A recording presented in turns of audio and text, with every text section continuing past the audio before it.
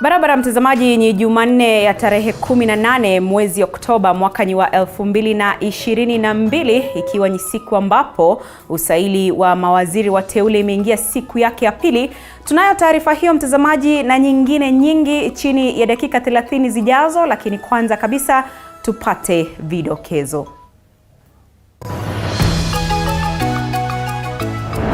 Shughuli ya kuwapiga msasa mawaziri wateule yaingia siku ya pili, huku maprofesa Kindiki na Ndung'u, Jumwa Chirchir na Kuria wakieleza ufaafu wao wa kuhudumu. What do you intend to do differently from your predecessors, away from the usual rhetoric and threats? The youth to struggle to provide for me. Katika kikao ambacho pia kilishuhudia kilio si haba, zaidi ya familia 1000 bondeni Kerio wageukia matunda ya msituni kwa lishe la kila siku. Kama napata chakula nisaidie. Kama ni watu wote watakufa kama bana chakula kutoka kwa serikali. Huku idara ya hali ya anga ikisema kuwa huenda hali ikawa mbaya zaidi. Na mwenda zake aliyekuwa mbunge wa Ainabkoi William Chepkut azikwa nyumbani kwao Kapsundei, County ya Uasin Gishu.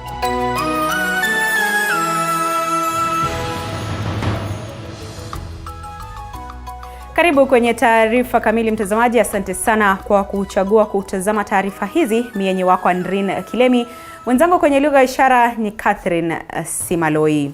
Waziri mteule wa usalama wa ndani Profesa Kithure Kindiki ametoa hakikisho kwamba tatizo la utovu wa usalama linalosababishwa na wizi wa mifugo litazikwa katika kaburi la sahau ikiwa ataidhinishwa kuhudumu kama waziri wa usalama. Kikao cha Profesa Kindiki cha usaili na kamati ya bunge pia kilishuhudia machozi kutoka kwa baadhi ya viongozi wa maeneo yanayokabiliwa na suala la wizi wa mifugo, ambao sasa wanataka kubuniwa kwa mbinu mbadala za kukabiliana na swala hilo. Kindiki, ambaye pia amewahi kuhudumu kama seneta wa Tharaka Nithi, amesema kwamba hakuna yeyote atakayelipa kujiunga na vikosi vya usalama kama vile KDF na idara ya polisi.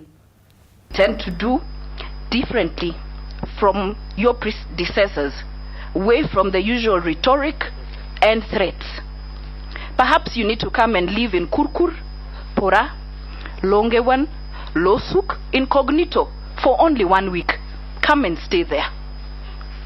What strategy or are your thoughts do you have to end this menace once and for all, so that as a leader I can execute my other national duties and not concern myself only on matters security? Professor, Honorable Chair, that has suffered this extrajudicial killing, but they name it operation so that it looks good, it looks accepted to be meted on a community like Pokot. Honorable Chair, you can remember, the worst one was in 1984, where almost 25% of Pokot were exterminated. To address the issue of banditry in the North Rift, I have been instructed, subject to this approval process, to make sure that we deal with banditry once and for all in the North Rift. Therefore, what am I going to do? I will not be sharing operational issues here, but one of the challenges we have is the lack of operational capability for our officers who are serving in those areas. I have requested for facilitation so that we are able to improve the existing capabilities both for air and land mobility, but also for protection of officers to ensure that they keep the peace there and deal with that issue. Na mtazamaji, ni shughuli nzima ya usaili wa mawaziri wateule ambayo inazidi kuendelea na imeingia siku yake ya pili, na bila shaka itakuwa ikiingia siku yake ya 3 hapo kesho, na utakuwa unapokea taarifa hiyo mbashara kwenye runinga hii ya TV47. Huzuni na simanzi zilitanda katika kijiji cha Ndula, eneo bunge la Thika, kaunti ya Kiambu, wakati wa mazishi ya Travis Maina, mtoto wa miaka miwili aliyepoteza uhai wake wiki jana. Travis alikuwa mtoto wa 3 katika familia yake, na kifo chake kiligonga vichwa vya habari kufuatia madai ya utepetevu wa madaktari wa hospitali ya kitaifa ya Kenyatta. Mwanahabari wetu Mike Kagwongo alihudhuria maziko hayo na kuandaa taarifa hii. Mwili wa Travis Maina uliondoka katika hifadhi ya wafu ya hospitali ya kitaifa ya Kenyatta saa 3 asubuhi Jumanne, tayari kwa safari ya zaidi ya kilomita 30 kupumzishwa. Na mwili wake ulipowasili katika kijiji cha Ndula, eneo bunge la Thika, hali ya huzuni na simanzi ilishuhudiwa miongoni mwa familia na marafiki waliofika kushuhudia safari yake ya mwisho.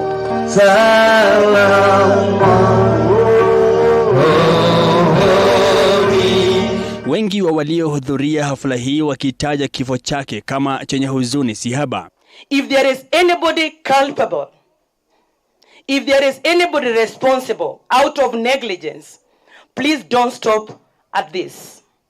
Follow it up until justice is found, if not for Travis, at least for the mother. Huyu mtoto hata akawa mtu mkubwa, mupeane hii story venye iko, asikai hata siku moja aone ameua nani? Ndugu yake. Nataka semi za ushauri kwa wazazi kuwa makini zaidi na wanao wanapocheza nyumbani, kadhalika zikisheheni. Kuwe na reforms Kenyatta National Hospital na hospitali nyingine ambayo iko na udhaifu, ili mambo ya kuitishaga watu deposit ili waweze kuwatibu, hiyo maneno ifike mwisho. Wacha Travis akuwe ni wa mwisho. Hapa katika sehemu ya Ngoriba Ward tunataka ambulance ambayo tukipata cases kama hii tuliweza kupata, tunaweza kuchukua na kupiga simu na kufanya nini na kupeleka mgonjwa wetu. Travis Maina aliaga dunia Jumanne iliyopita katika hospitali ya kitaifa ya Kenyatta alipokuwa akifanyiwa upasuaji kutoa chuma ya jembe kichwani mwake. Familia ililaumu wauguzi wa hospitali hiyo kwa madai ya utepetevu baada ya kukaa kwa zaidi ya saa 20 bila kuhudumiwa. Travis alizaliwa mnamo Julai 7 mwaka 2020 na ameacha ndugu wawili wenye umri wa miaka 4 na miaka 7. Safari ya miaka 2 na miezi 3 yake Travis Maina ilifika kikomo siku hii ya Jumanne katika kijiji cha Ndula, eneo bunge la Thika, kaunti ya Kiambu, akiacha nyuma maswali mengi katika familia yake. Ni yepi yalitendeka kabla yeye kuaga dunia? Mike Kagwongo, TV47, kutoka kijiji cha Ndula, kaunti ya Kiambu. Na Mola ailaze roho yake Travis pema penye wema. Mawaziri wateule Aisha Jumwa, Davis Chirchir, Profesa Njuguna Ndung'u na Kithure Kindiki hii leo walilazimika kujitetea kutokana na masuala ya maadili yanayogubika utendakazi wao miaka ya nyuma mbele ya kamati ya uteuzi. Waziri mteule wa umma na jinsia Aisha Jumwa, licha ya kukiri kesi ya mauaji inayomkabili, alikanusha madai kuhusu ufujaji wa hazina ya CDF, huku wabunge wakiuliza maswali kuhusu stakabadhi zake za elimu. Clarification which I am seeking is what she got in Form 4, because the papers before us is that she got a D- in Form 4. And I'm comparing that honorable speaker with a degree. You know, and I'm asking myself, if you are in Pokot, for example, can you really get a D- and get a degree? What is the road of getting that degree, Honorable Chair? I think that is not a qualification to judge Aisha Jumwa on sitting in the cabinet. I think the person who nominated me to this position did his due diligence and see that I am fit if given, if approved by Parliament. Na serikali ya kaunti ya Kiambu imetangaza mchamko wa ugonjwa wa kipindupindu katika kaunti hiyo baada ya watu 15 kupatikana na ugonjwa huo. Kulingana na gavana wa kaunti hiyo Kimani Wamatangi, kati ya watu 15 hao wanaotoka maeneo ya Limuru, Ruiru, Kiambaa, Kiambu, Juja na Gatanga. Kati yao wawili wako katika hali mahututi huku 13 wengine wakiwa katika hali shwari. Wakazi wa kaunti hiyo wametahadharishwa kuwa makini zaidi wanapokula ili kuhakikisha maambukizi ya ugonjwa huo hayaenei zaidi. Mkurupuko huo unakisiwa kutokea katika hafla moja ya harusi katika eneo la Limuru. 15, watu 4 walikuwa ni Limuru, watu 3 walikuwa Ruiru, watu 3 kule Kiambaa, mtu mmoja Kiambu Town, mtu mmoja Juja, Gatanga watu 2 na mtu mmoja bado hajajulikana vizuri mahali alikuwa ametoka. Basi hawa watu wote 5 walipelekwa kwenye mahospitali tofauti, watu wakiwa hapa 12 ambao walitibiwa hawako wameugua sana, ilikuwa ni kadiri, 2 wakiwa walikuwa kwa hali ambayo tunaweza kuita hali ya hatari, ambapo walikuwa kwenye ICU. Na Rais William Ruto ameahidi kutengeneza nyumba 200,000 kila mwaka ili kuwanufaisha watu wenye mapato ya chini, akidokeza kwamba mradi huu utasaidia kubuni nafasi za kazi angalau bilioni 2 kutatua donda sugu la ukosefu wa kazi nchini. Akizungumza akiwa katika eneo la Ongata Rongai ambapo alizindua nyumba angalau 734 zilizomlenga Mkenya wa kawaida, Ruto aliwapongeza wakazi wa Kajiado kwa kujitokeza kwa wingi kumpigia kura, akiahidi kwamba atashirikiana na viongozi kufanikisha maendeleo. Jambo la pili, inatupatia nafasi ya ajira. Mumesikia hapa tumekuwa na carpenters, tumekuwa na plumbers, tumekuwa na engineers, tumekuwa na waseremala na wale wengine wote. I will work with all the elected leaders in this county for the benefit of the programs that we have, for the benefit of the people of Kajiado, as we do for the people of Kenya. We really feel honored that indeed now we have a president whose agenda, number 1, is actual housing. You know, before Excellency, we talked about the big 4, and still we have the big 4. But I think housing now, from what I'm seeing, clearly is agenda number 1. And for good reasons, Excellency, because without shelter, we don't have life. It's actually a basic need. As a former banker, and there are so many bankers here, you brought what you call supply and demand together. Supply, we have all these developers, all these units coming up across the country.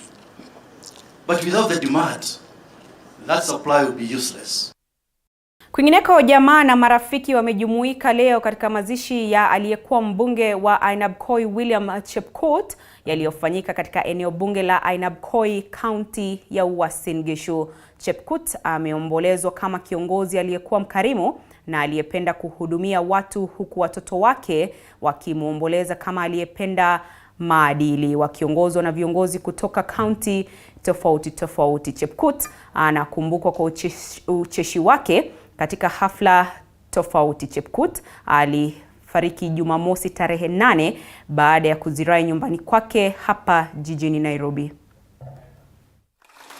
He was a humble servant, a kind giver, and an ambitious man. He was always reminding me of hard work, respect, and always telling us that knowledge is power. Sudi, I'm asking you for one favor.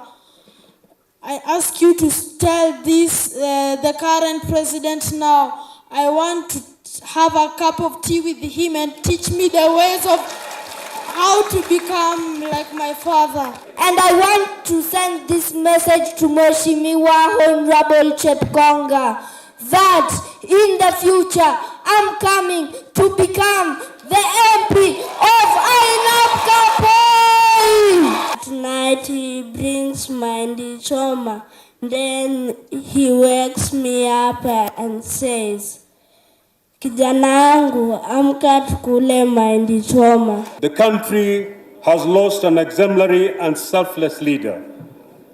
who was faithful to the people he served. A very generous-hearted person. If you call Jeput and he's busy doing his things, he will abandon his and come and do yours.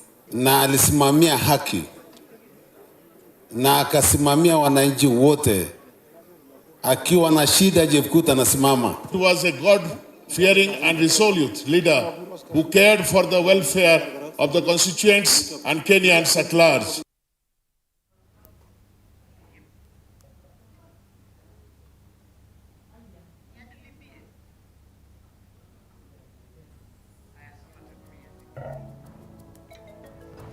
Na mtazamaji, tuangazie masuala ya elimu sasa, ambapo Wakenya wana hadi tarehe 18 mwezi ujao kuwasilisha maoni yao kuhusu mabadiliko ambayo wangependa yatekelezwe katika mtaala wa CBC. Jopo lililobuniwa kutathmini mtaala wa CBC umewaalika Wakenya kutuma maoni yao kupitia barua na karatasi za utafiti. Jopo lililobuniwa na Rais William Ruto kwa lengo la kutathmini mtaala wa CBC limeanza kazi rasmi. Jukumu lao kubwa likiwa ni kusikiza maoni ya Wakenya kuhusu masuala ambayo yanawakera kuhusu utekelezaji wa mfumo huo mpya wa elimu. Wakenya sasa wamealikwa kuanza kutoa mapendekezo yao kwa jopo hilo kutoka sasa hadi tarehe 18 mwezi ujao. Maoni hayo yatapokelewa tu kupitia njia ya nyaraka, barua au utafiti. Jopo hilo linaloongozwa na Profesa Rafael Munavu linatarajiwa kuwasilisha ripoti kamili kwa rais baada ya miezi 6. Mtaala wa CBC umekuwa ukigonga vichwa vya habari kwa muda, huku wazazi wakinong'onika kuhusu mzigo uliopo kwenye mtaala huo, pamoja na kusema kuwa ni ghali, hususan kwa familia zenye mapato ya chini. Hata hivyo, serikali imesisitiza kuwa mtaala wa CBC hauondolewi. Thank you very much for being here. Wakati huo waziri wa elimu alikuwa mjini Mombasa alikohudhuria kongamano la kitaifa linaloangazia silaha za kibiolojia. First of all, forget about the notion that excellent African brains go to the West. That is a fallacy. It is a fallacy that should be discarded as early as yesterday. The scientists that are still here in Africa have even better brains. Perhaps the problem that we have as practicing scholars is that we have refused to utilize our brains completely. Sharon Baranga, TV47. Unyonyo kidogo. Kumbuka taarifa hizi unaweza kuzifuatilia mbashara kwenye mitandao yetu ya kijamii. Facebook ni TV47 Kenya, kwenye Twitter ni @TV47KE na @Kilemi_Andrin. Usiende mbali.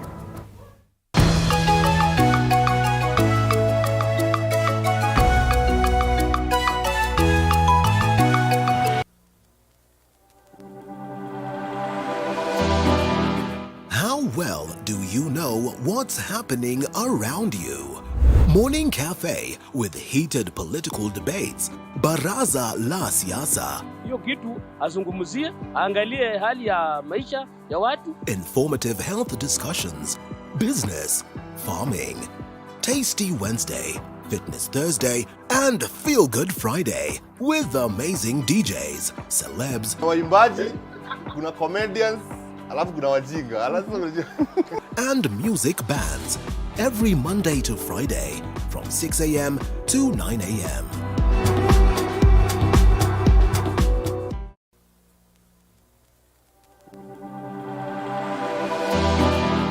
How well do you know what's happening around you? Morning Cafe with heated political debates. Baraza la siasa. Hiyo kitu azungumzie, angalie hali ya maisha ya watu. Informative health discussions. Business, farming.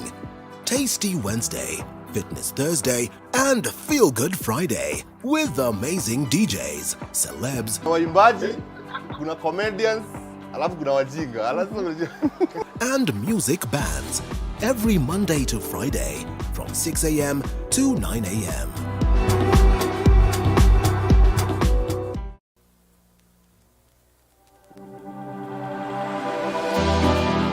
How well do you know what's happening around you? Morning Cafe with heated political debates. Baraza la Siasa. Hiyo kitu azungumzie, angalie hali ya maisha ya watu. Informative health discussions. Business, farming. Tasty Wednesday, Fitness Thursday, and Feel Good Friday with amazing DJs, celebs, waimbaji, kuna comedians, alafu kuna wajinga, and music bands every Monday to Friday from 6 a.m. to 9 a.m.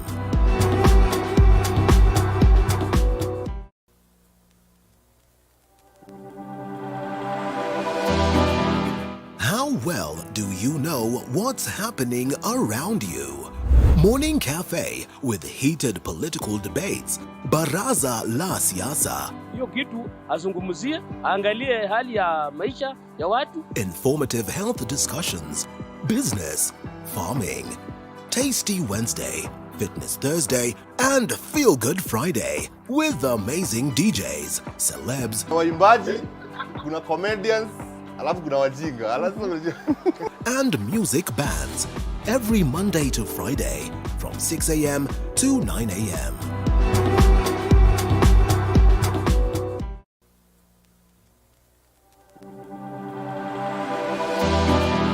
How well do you know what's happening around you? Morning Cafe with heated political debates. Baraza la Siasa. Hiyo kitu azungumzie, angalie hali ya maisha ya watu. Informative health discussions. Business, farming. Tasty Wednesday, Fitness Thursday, and Feel Good Friday with amazing DJs, celebs, waimbaji, kuna comedians, alafu kuna wajinga, and music bands every Monday to Friday from 6 a.m. to 9 a.m.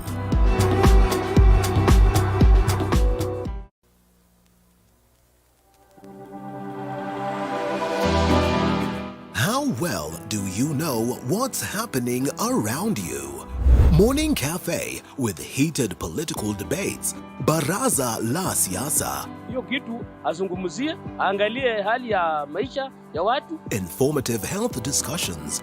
Business, farming.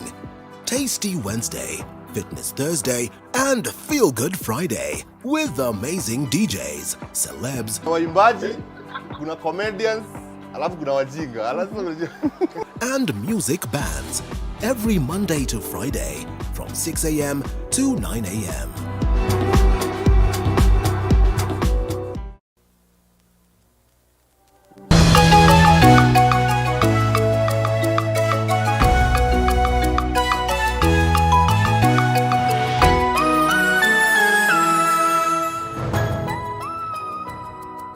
Mtazamaji, unazidi kutazama taarifa za upeo wa TV47. Karibu tena nizidi kukutaarifu. Siku ya pili bunge la kitaifa, kamati ya uteuzi iliendesha usaili wa mawaziri wateule wa baraza la Rais William Ruto, na ilikuwa nafasi nyingine mwafaka kwa Wakenya kufahamu utajiri wake na waume watakaohudumu katika serikali ya mama mboga. Na kama ilivyoshuhudiwa awali, mawaziri wateule walitaja mamilioni ya takwimu kama utajiri wao. Mwege William na maelezo zaidi. Wa kwanza kufika mbele ya kamati ya uteuzi inayoongozwa na spika wa bunge la kitaifa Moses Wetangula alikuwa waziri mteule wizara ya usalama wa ndani Kithure Kindiki. Wakili huyo pia mwanasiasa alieleza kamati ya wabunge 15 kuwa dhamani ya utajiri wake ni milioni 544. Made up of landed buildings around 165 million. It's also made up of bank deposits about 50 million Kenya shillings, investments in shares, and deposits in 5 different circles. Profesa huyu wa sheria alikuwa seneta wa Tharaka Nithi kuanzia mwaka 2013 hadi mwaka 2022. Kabla ya kuingia katika ulimwengu wa siasa, Kindiki alikuwa mwathiri vyuo vikuu vya Moi na Nairobi. Wa pili kufika mbele ya kamati hiyo ni waziri mteule wa hazina ya kitaifa Profesa Njuguna Ndung'u. Amesema kuwa dhamani yake ni ya milioni 950. financial investments through different sources, diverse sources. Those are the anticipated incomes coming to me.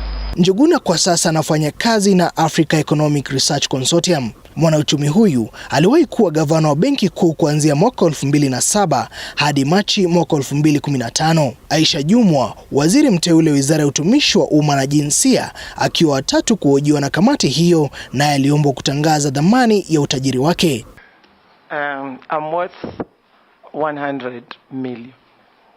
Pia aliyehojiwa Jumanne ni Davis Chirchir, ambaye amerudi kwenye ofisi aliyoiacha mwaka 2015 baada ya tuhuma dhidi yake wizara ya nishati na petroli, akiambia kamati ya bunge na utajiri.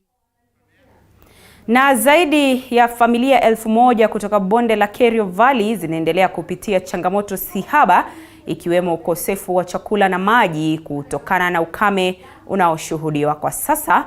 Baadhi ya wakazi kutoka eneo hilo wameanza kula matunda ya misituni kutokana na ukosefu wa chakula. Fabian na taswira kamili. Mitatu, wakazi kutoka eneo hili hawatafuna chochote. Kama sasa imezidi, tuko na miaka sasa 3 hivi bila hata kupata chochote kwa shamba.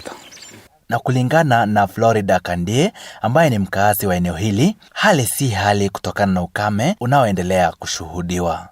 Mimi nimekaa hapa kwa muda, lakini changamoto yetu ni kwamba hatujafuna msimu mtatu sababu ya mvua. Mvua ni kidogo. Kutokana na ukosefu wa mvua, wakazi hao hawatafuna chochote. Ila kwa sasa wameanza kutegemea matunda ya msitu kama chakula. Na sisi sasa tegemeo letu tunategemea wanyama wanatuletea chakula kwa msituni. Tunaita ng'oshe. Tunakula hapa, wanaenda wanakula msituni, alafu wanaleta.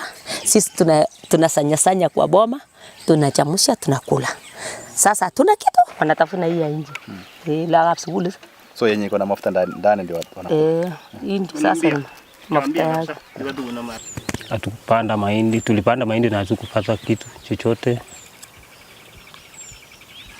Sasa tunaona hata vile tunakaa kuna kitu. Kwa sasa mnategemea nini kama chakula? Hii matawi ng'oshe guguri tunaitanga mbegu ya hii miti inaitwa nini? Miti ya shindani. Tunakula pamoja na mbuzi. Na watoto pia wanakula? Na chamusha na kukula. Njaa pande iko imesidi kabisa. Sasa vile kitu tunatumia hii matawi ya miti. Na jaribu kujiokoa na hiyo. Mahindi tulipanda haikutoka. Jua imekata hiyo kwisha. Harrison Teriot ni mkaaji wa Teglet, ambaye anasema kuwa changamoto yao kubwa ni ukosefu wa maji. Maji huku hatuna maji ya irrigation, huko ni balaa. Hatuna maji. Huku hatuna maji kabisa. Huku labda maji tunatumia kama motorbike. Ukipata kama uko na motorbike ndio ufaulu kukunywa maji huku. Hakuna maji ya kutiririka hata hamna.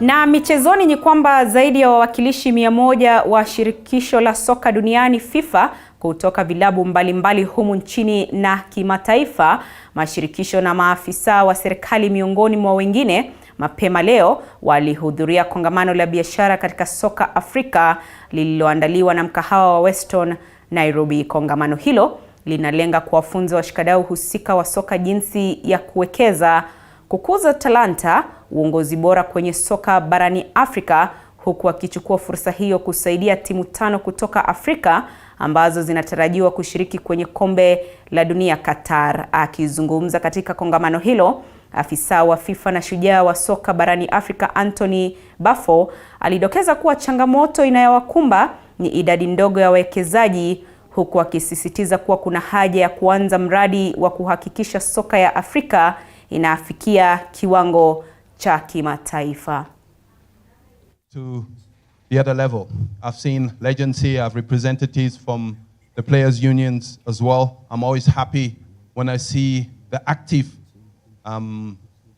stakeholders, like the players, being involved when when it comes to the business of football. It all starts from us. We have to promote our own. We have to push our own league to where it's supposed to be. Yeah, because I think I grew up knowing the likes of Masiga, JJ Masiga, Mohamed Abbas, legends.